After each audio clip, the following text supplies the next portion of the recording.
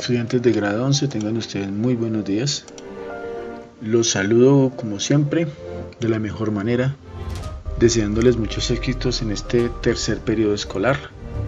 Y comenzamos nuestra asignatura de filosofía con algo de historia de la filosofía del siglo XIX y del siglo XX. Les presento a estos tres filósofos: está Marx, está Freud y está Nietzsche. Entonces, parte de esta filosofía que vamos a abordar en este tercer periodo tiene mucha influencia en este pensamiento también contemporáneo. Esta frase de Nietzsche: los monos son demasiado buenos para que el hombre pueda descender de ellos. La filosofía contemporánea tiene unos matices bastante interesantes, debido a que del racionalismo podíamos pensar que pasamos al irracionalismo. Hay que mirar la connotación que tiene el pensamiento de Nietzsche, cuál es esa influencia que él tiene para pensar de esa manera. En esta época se habla mucho de corrientes vitalistas, en lo que fue la filosofía antigua, lo que fue la filosofía de la Edad Media, algo de la Edad Moderna. Dentro de la antigua y la moderna hay matices epistemológicos. Dentro de la Edad Media pues hay concepciones teológicas, pero en la contemporánea ya son cuestiones más vitalistas. La filosofía se va diversificando en varios campos, como en la psicología, en la sociología, en la ciencia, y va adquiriendo más fuerza también a partir de la propia psicología, porque los pensadores de la filosofía existencialista marcan un horizonte diferente para entender el comportamiento del hombre. Entonces, durante este estudio es bueno que pensemos y no olvidemos esta frase: los monos son demasiado buenos para que el hombre pueda descender de ellos. Bueno, entonces, para hablar de la filosofía contemporánea vamos a hablar algo de contexto histórico, en este caso algo muy marxista, se habla más bien desde el materialismo histórico. Entonces, ¿cuáles fueron esos hechos que estuvieron marcando esta época? Entonces estamos hablando del capitalismo, la acumulación de riqueza, ser dueños de los tres sectores productivos de la economía: el primario, el secundario y el terciario. En esta época no podemos hablar de sector cuaternario porque no había tecnología de punta. El otro elemento es la revolución industrial, que nace en Inglaterra, y gracias a los avances en física, química, matemáticas fue posible la creación de grandes inventos. Igualmente, también para que fuera posible esta inversión económica tan grande, el oro y plata que fueron extraídos de América fueron lo suficiente para lograr este gran proyecto industrial. Igual también se tiene la connotación de las ideas liberales en el mundo. Entonces, gracias a esa revolución francesa, que es la que termina con el absolutismo monárquico, la redacción de las primeras constituciones para limitar los poderes del rey, para convertirse en algo que se llama una monarquía constitucional. Entonces Europa se divide en dos polos políticos, hablemoslo así, dentro de lo que es el polo conservador y el polo liberal. Raíces propiamente de esta revolución francesa: los conservadores siempre llevarán la tradición histórica de Europa, pero la concepción liberal del mundo la van a tener los burgueses, que es la nueva clase social que busca reivindicaciones políticas y sociales dentro de la sociedad.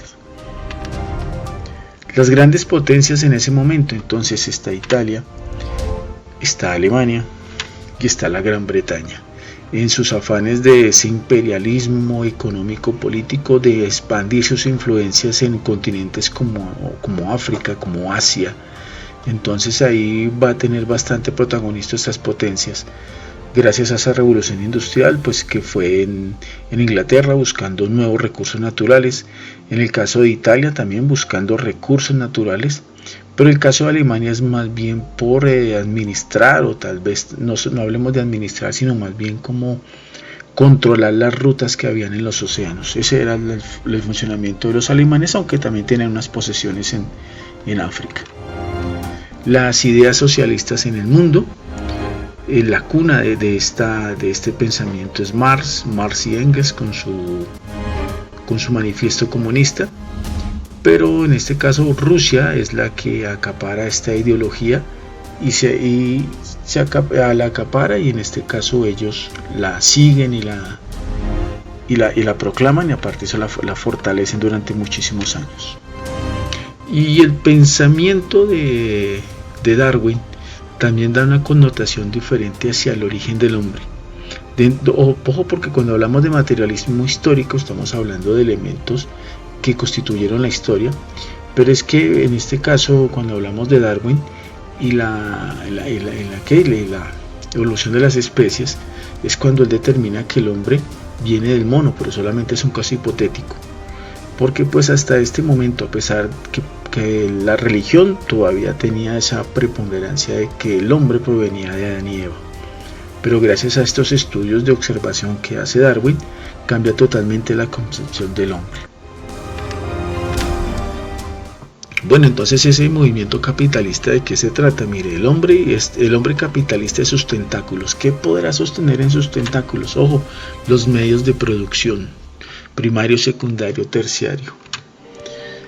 Grandes propietarios. También tuvieron al margen la carrera armamentista, por ellos fue que se inició la Primera y la Segunda Guerra Mundial. También son dueños de los sistemas de salud.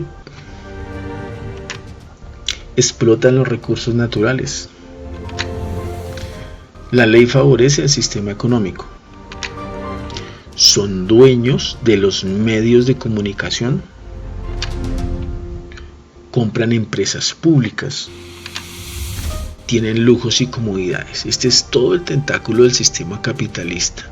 Entonces, debido a esta tesis que se habla del capitalismo, su antítesis en este caso sería el socialismo, ¿no? Pero ojo, porque dentro de esta dialéctica hegeliana de la tesis, la antítesis y la síntesis, la tesis es el capitalismo, lo opuesto es el socialismo. ¿Cuál será la antítesis? Porque es que estos elementos históricos nutren la filosofía directamente, nutren el pensamiento filosófico del momento. El capitalismo, que es el que abarca la totalidad de las propiedades, se creen dueños y señores del mundo y hasta de las mismas masas de producción.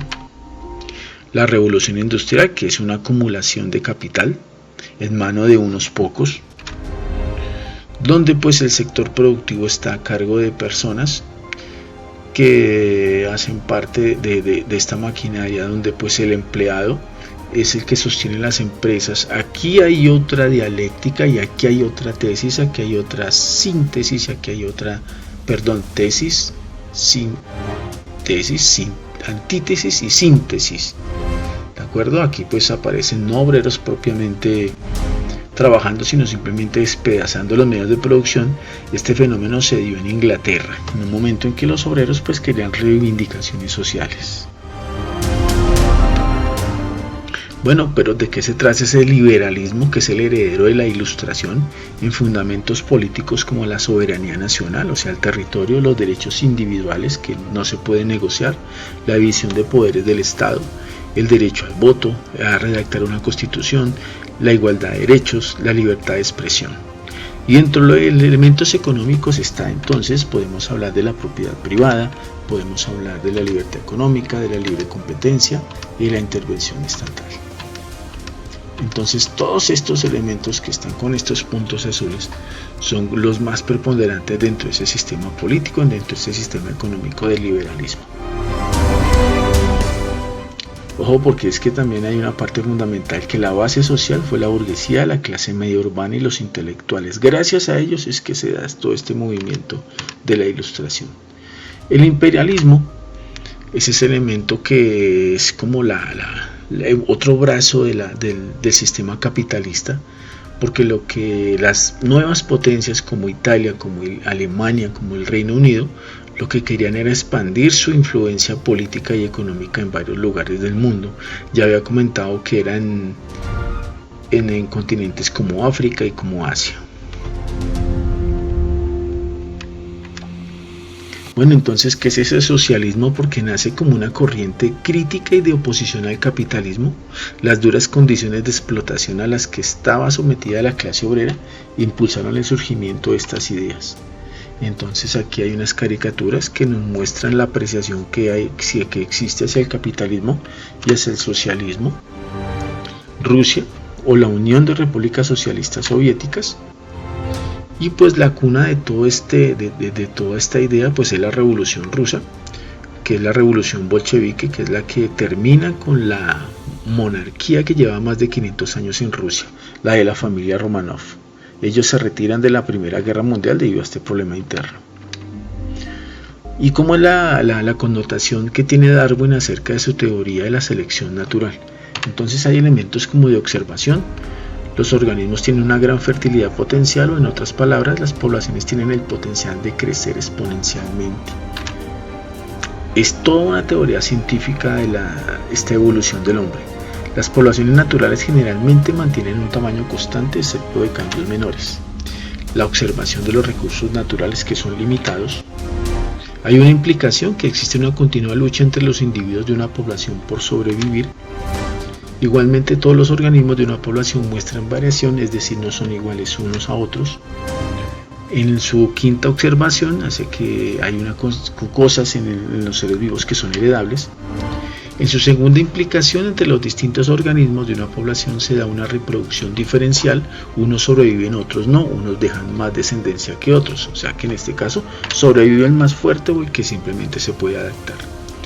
Durante muchas generaciones, la supervivencia y reproducción diferencial generan nuevas adaptaciones y nuevas especies. Toda una revolución de pensamiento científico a partir de Darwin. Bueno, ¿y cómo se trata esa filosofía del siglo XX? Elementos del vitalismo, vamos a hablar de la vida misma, y una corriente del vitalismo que es el existencialismo, que son elementos del pensamiento actual. Dentro de lo que tiene que ver con la ciencia se habla de fenomenología. Algo que se desata el existencialismo es el nihilismo. Raíces y connotaciones de la filosofía latinoamericana. Una teoría de los valores desde la axiología, desde cómo se redactan las fórmulas científicas, desde la filosofía analítica, y lo que vamos a comentar, elementos de filosofía de la posmodernidad, que son elementos de cómo se maneja el poder.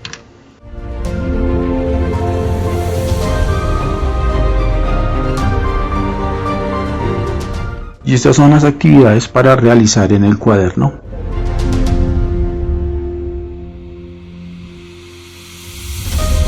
Vas a completar estos esquemas en el cuaderno. ¿Cuáles son las 3 características de la filosofía antigua, de la filosofía de la Edad Media y de la filosofía moderna, que son elementos explicados en el video? También, ¿cuáles son las características históricas de la época moderna? Y cuáles son también las características políticas y económicas de la época moderna. A todos, muchas gracias por su atención y nos vemos en el encuentro Zoom. Les deseo a todos una feliz tarde.